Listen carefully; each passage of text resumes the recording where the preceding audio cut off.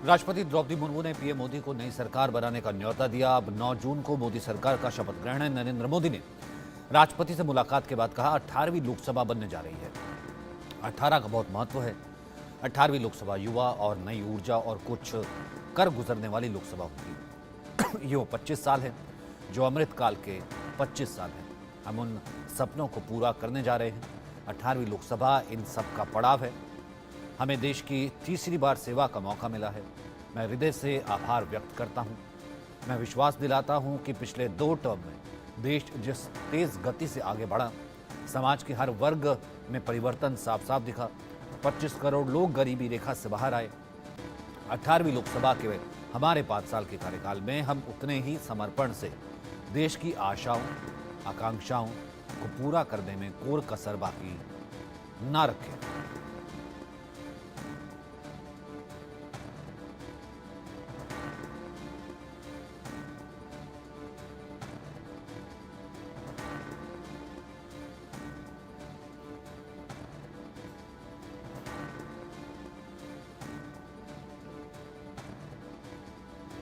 नई सरकार बनाने के लिए राष्ट्रपति द्रौपदी मुर्मू ने नरेंद्र मोदी को न्योता दिया है। और देखिए, राष्ट्रपति भवन से प्रधानमंत्री नरेंद्र मोदी यहां से निकल रहे हैं और 9 जून को शाम में राष्ट्रपति भवन में शपथ ग्रहण समारोह का आयोजन होगा। राष्ट्रपति से मिलने के बाद नरेंद्र मोदी ने कहा कि 18वीं लोकसभा जो होगी वो नई ऊर्जा वाली लोकसभा होगी, कुछ नए कर गुजर जाने वाली लोकसभा होगी। और उन्होंने कहा कि जनता ने जो हमें मैंडेट दिया है, ऐसे में जनता को बहुत बहुत धन्यवाद। जनता के आशाओं और आकांक्षाओं पे हमारी सरकार उतरेगी, देश के लिए काम करेगी। उन्होंने ये भी जिक्र किया कि अभी दुनिया में क्या हालात हैं, दुनिया में तनावपूर्ण स्थिति है। ऐसी स्थिति में हम किस तरह से काम करें, किस तरह से देश को आगे बढ़ाएं, देश की इकोनॉमी को आगे बढ़ाएं, इन सभी बातों को लेकर के उन्होंने कहा कि अब हम सब मिल करके एक साथ काम करेंगे और देश को आगे बढ़ाएंगे।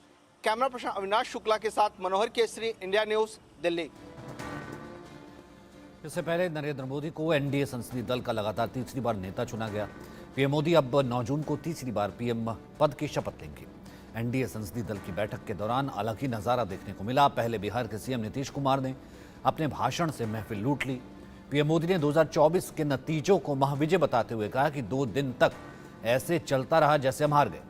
देशवासी जानते हैं कि हम ना तो हारे थे ना ही हारे हैं।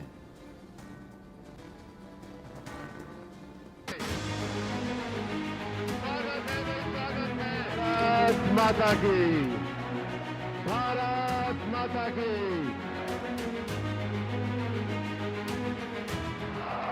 मोदी ने संविधान को किया नमन, गूंजे मोदी मोदी के नारे। 9 जून को तीसरी बार पीएम पद की शपथ से पहले एनडीए संसदीय दल की बैठक में संविधान सदन में जैसे ही एंट्री की, मोदी मोदी के नारे लगने लगे। सबसे पहले पीएम मोदी एनडीए के दलों के नेताओं से मिले। इस दौरान उनके चेहरे पर मुस्कान दिखी। इसके बाद उन्होंने पुराने संसद भवन में रखे संविधान को नमन किया। इसके बाद एनडीए नेताओं ने फूलमाला पहनाकर मोदी का स्वागत किया। एनडीए की इस महामीटिंग में पीएम मोदी के साथ मंच पर 13 नेता बैठे हुए थे। इनमें बिहार के CM Nitish Kumar, TDP chief Chandrababu Naidu, Janasena chief Pawan Kalyan, JP Nadda, Amit Shah, Kumar Swamy, LJPR अध्यक्ष चिराग पासवान, अपना दल चीफ अनुप्रिया पटेल, जीतन राम मांझी और एकनाथ शिंदे मौजूद थे। I proudly propose the name of Sri Narendra Modi ji on behalf of Telugu Desam Party for the post of Prime Minister of this great nation. Nitish ने झुककर किया अभिवादन, मोदी ने पैर छूने से रोका। नीतीश कुमार ने मोदी के पैर छुए। नीतीश कुमार ने भी पीएम मोदी के नाम का सपोर्ट किया। संबोधन के बाद नीतीश कुमार ने झुककर पीएम मोदी का अभिवादन किया। हालांकि पीएम मोदी ने उनका हाथ पकड़कर उन्हें पैर छूने से रोक लिया। नीतीश कुमार ने इंडिया गठबंधन पर निशाना साधते हुए कहा कि इस बार इधर उधर करके जीत गए, लेकिन अगली बार सब हारेंगे। नीतीश की ये बात सुनकर पीएम हंसने लगे। आप जान लीजिए कि कुछ लोग, हम लोगों को तो अब लगता है कि अगली बार जो आप आइएगा ना, तो इस बार हम देखें कि कुछ इधर उधर कुछ जीत गया है, अगली बार सब हारेगा, हमको पूरा भरोसा है। ये सब बिना मतलब का बात बोल बोल करके क्या किया है? ये सब कोई काम किया है? उन लोगों ने आज तक कोई काम नहीं किया, देश की कोई सेवा नहीं की है। इतना ही नहीं, नीतीश कुमार ने पीएम मोदी के तारीफ के कसीदे पढ़ते हुए कहा, हम तो चाहते थे आप आज ही शपथ ले लें। बहुत अच्छा होगा, अब जितने लोग साथ हुए हैं अब बहुत अच्छा है, और सब लोग बहुत अच्छे ढंग से अपनी बात कर रहे हैं, तो सब लोग ठीक है, हम मिल करके सब लोग चलेंगे और हम लोग पूरा आपके साथ रहेंगे और आप पूरे देश को कितना आगे बढ़ाएंगे, ये बहुत खुशी की बात होगी। यही हम लोगों को कहना है, और मेरा आग्रह यही है कि जल्दी से जल्दी आपका काम शुरू हो जाए, शपथ ग्रहण हो जाए। अब आप एतवार को करने वाले हैं, तो हम तो चाहते थे कि आजो हो जाता तो अच्छा था, लेकिन आपकी जब इच्छा है तो जब भी हो, जितना तेजी से काम हो जाए तो बहुत अच्छा है और बहुत अच्छा रहेगा। अब इस बार हम लोगों का इससे बड़ी खुशी होगी और पूरे देश में इसका बहुत ज्यादा फायदा है।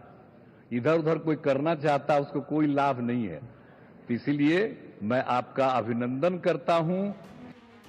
पहले बिहार के सीएम नीतीश कुमार ने अपने भाषण से महफिल लूट ली, तो वहीं बाद में एलजेपीआर के अध्यक्ष चिराग पासवान ने भी शायराना अंदाज में पीएम की तारीफ की।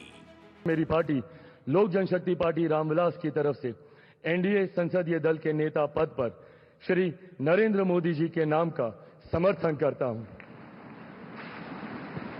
और अंत में मैं इतना जरूर कहूंगा सर, मेरे नेता, मेरे पिता आदरणीय रामविलास पासवान जी ने एक सपना देखा था और उन्होंने हमेशा कहा था कि मैं उस घर में दिया जलाने चला हूं जिस घर में सदियों से अंधेरा है।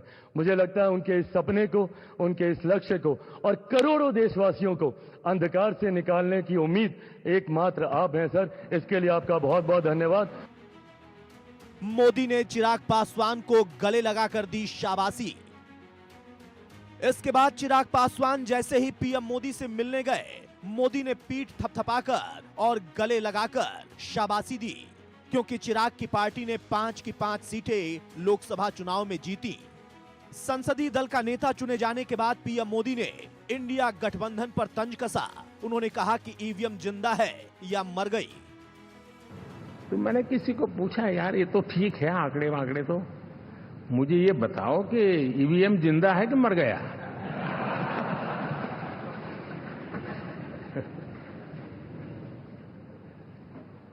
क्योंकि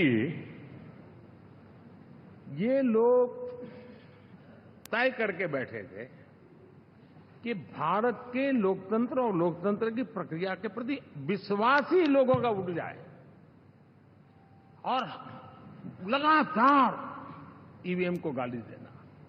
और मुझे तो लगता था कि शायद इस बार वो ईवीएम की अर्थी क्या जुलूस निकालेंगे, लेकिन 4 जून शाम आते आते उनको ताले लग गए, ईवीएम ने उनको चुप कर दिया। ये ताकत है भारत के लोकतंत्र की, ये ताकत है भारत की निष्पक्षता की, ये भारत की ताकत है भारत के चुनावी तंत्र की, चुनाव आयोग की। संसदीय दल का नेता चुने जाने के बाद पीएम मोदी ने बीजेपी के वरिष्ठ नेता लालकृष्ण आडवाणी और मुरली मनोहर जोशी से उनके घर जाकर मुलाकात की और आशीर्वाद लिया। अब नरेंद्र मोदी 9 जून को राष्ट्रपति भवन में प्रधानमंत्री पद की तीसरी बार शपथ लेंगे। माना जा रहा है उनके साथ पूरा मंत्रिमंडल भी शपथ ले सकता है। ऐसे में देखना होगा मोदी 3.0 से सहयोगी दल के नेताओं में किसको कौन सा पद मिलेगा। Bureau report, India news.